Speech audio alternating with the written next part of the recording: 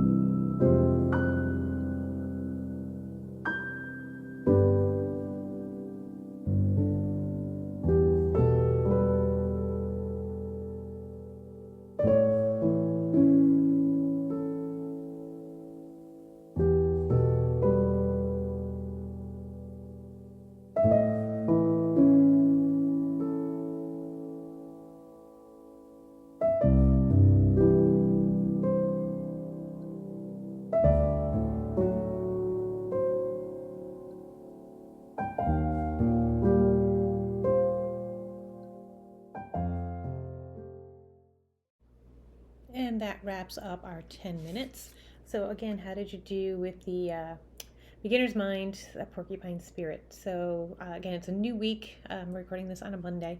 And so just go through your week, or whatever time you watch this, go through the next few days thinking about how can you see things with a fresh perspective.